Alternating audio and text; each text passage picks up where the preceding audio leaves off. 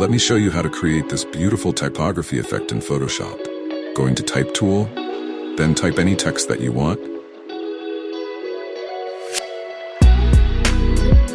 Then press Ctrl-T and adjust the size, just like this. Right-click, convert to shape. Then press Ctrl-T, right-click, choose warp and adjust like this.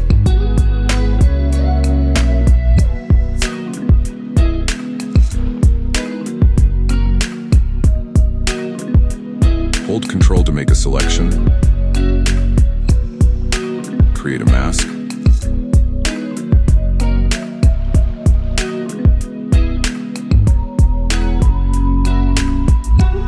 Hide a text layer. Choose a brush tool. Make sure foreground color is set to white. Paint just like this.